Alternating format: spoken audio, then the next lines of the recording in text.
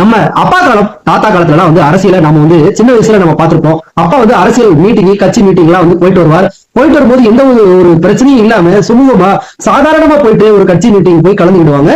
கலந்துக்கிட்டு திரும்ப வந்து வீட்டுக்கு நல்ல முறையில வந்து சேருவாங்க. ஆனா இன்னைக்கு விஜயோட அரசியல் கட்சி மீட்டிங்க நம்ம டிவியில பாக்குறதுக்கே ஒரு பதட்டமா இருக்கு. இன்னைக்கு கூமுட்டத்தனமா இன்னைக்கு வந்து ரசிகர்கள் அவ்வளவு ரசிகர்கள் ஆக்கிரமிச்சு விஜய் வந்து இன்னைக்கு வந்து தமிழக முதலமைச்சரா ஆக்கிடலாம் அப்படின்னு நீங்க நினைச்சுட்டு இருக்கீங்க. அது நிச்சயமாக முடியாது.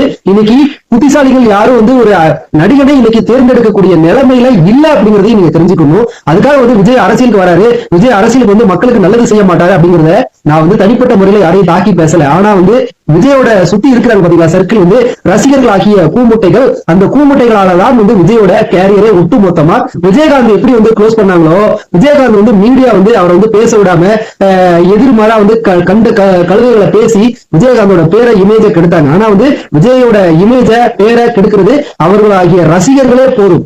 ஒரு தலைவர் நம்ம இடத்துக்கு வராரு அப்படின்னா வந்து ஒரு கட்டமைக்க தெரியாத ஒரு ரசிகர்கள் என்ன ரசிகர்கள் அப்படிங்கிறது தெரியல. ஒழுக்கமா ரோடு ஓரத்துல நின்று தலைவர் வந்து வரவேற்று தலைவர் வந்து 12 மணிக்கு பேச கொடுத்தாங்க அப்படின்னா வந்து நைட்டு 12 மணிக்கு வந்து பேசுறதுக்கு வந்து அந்த இடத்துக்கு வர வைக்கிறாங்கன்னா அது யார் காரணம் அப்படின்னா ரசிகர்கள் ஆகிய நீங்கள் செய்யற தவறுகளால தான் இன்னைக்கு வந்து இத்தனை உயிர் பலி நடந்திருக்கு.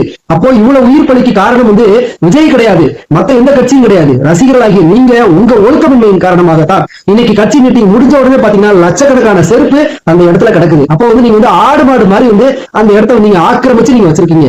ரோடு ஓரத்துல நின்று உங்க தலைவரை வரவேற்று பேச வச்சு என்ன கருத்தை பேசுறாங்க அப்படின்னு தலைவர் ஆக்குனீங்க.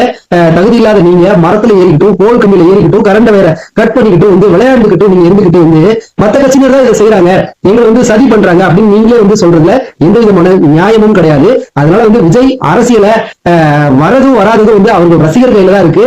ஆடு மாடு மாதிரி இல்லாம படிச்ச அறிவை சில விஷயங்களுக்கு பயன்படுத்துங்க. இன்னைக்கு நடிகர் நாட்டை ஆளணும்னு நினைச்சான் அப்படின்னா இது மாதிரியான நிறைய உயர சம்பவங்களை நிச்சயமா இன்னும் பார்க்க வேண்டியது இருக்கும். அதையெல்லாம் தாங்கிதான் ஒரு தலைவனை தேர்ந்தெடுக்க முடியும். தேங்க்யூ.